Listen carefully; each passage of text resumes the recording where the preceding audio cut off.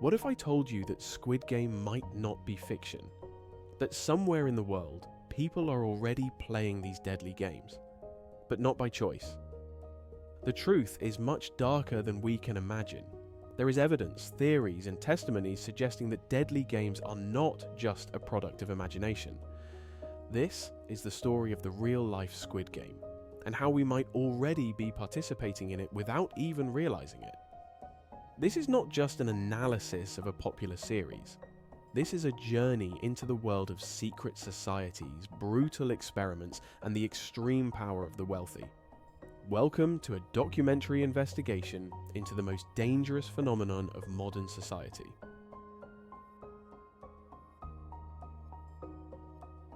Squid Game portrays desperate people playing deadly games for a life-changing reward. But did you know that similar scenarios have already happened in history?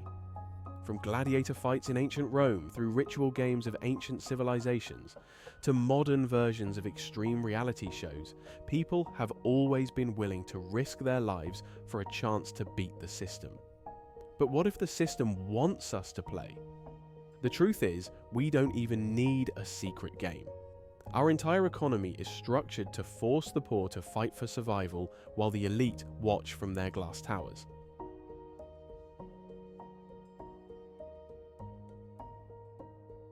Imagine secret arenas where Squid Game-like competitions are held. Sounds like a conspiracy theory, right? But there are claims that prove otherwise. Testimonies from former members of underground networks suggest that illegal fights and deadly games take place in some parts of the world, where participants are either lured in with massive promises or kidnapped and forced to play. Here's my take. Do you really think billionaires who already get away with the worst crimes imaginable wouldn't fund secret death matches just for their sick pleasure? The rich already exploit human suffering for profit. Why wouldn't they take it a step further? If you think such games are only a myth, remember Russian roulette, illegal fights in South America, and even some brutal reality shows where people are put in life-threatening situations. Isn't it strange that some reality show formats are increasingly pushing the limits of participants' endurance? We watch people go through physical and psychological torture without even questioning. Is this just a test run for something bigger? Here's what I believe. We're already being desensitized to human suffering. The next step? Normalizing death games.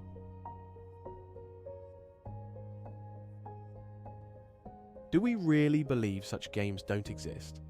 Secret societies, elite organizations, and the black market have hidden brutal rituals behind closed doors for decades. Stories of human hunting, illegal arenas, and brutal experiments are not new. After all, if millions of dollars are spent on illegal animal fights, why do we think the wealthy wouldn't take it a step further? Let me be clear, the elite see us as disposable, and if you think they'd never throw people into death matches for sport, you haven't been paying attention. Another question arises, is mainstream culture and entertainment preparing us for something bigger? Look at today's movies and series. Violence is everywhere, boundaries are being pushed, and audiences are becoming less shocked. Is it possible that we are slowly being conditioned to accept the concept of Squid Game-like competitions, so that when they actually happen, we won't be surprised? Let me tell you what I think. Hollywood doesn't just tell stories, it tests ideas. They show us these things so that when they become real, we've already accepted them as normal.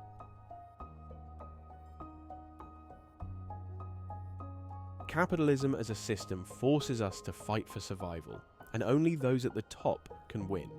Think about it. We work exhausting jobs for low wages, sacrifice our health to survive, and are constantly under stress and pressure. Isn't that the same principle as Squid Game? We don't need numbered uniforms to realize we are part of the game. The rules are different, but the essence is the same. Losers disappear, and winners control everything.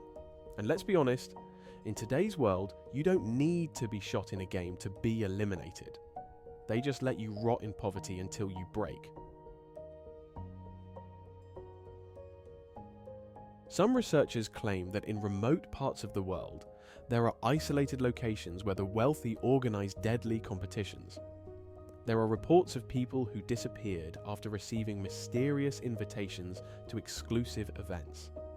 Internet forums and the deep web are full of speculation about these dark places, but so far, no one has come forward with concrete proof.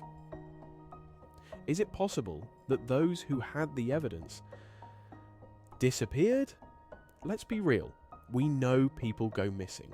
We know human trafficking is real, and we know that powerful people can make anything disappear. So, why is it so hard to believe that real-life Squid Games could exist? Wealthy elites have always conducted human experiments under the radar. From secret military projects to unethical psychological studies, history is full of disturbing examples.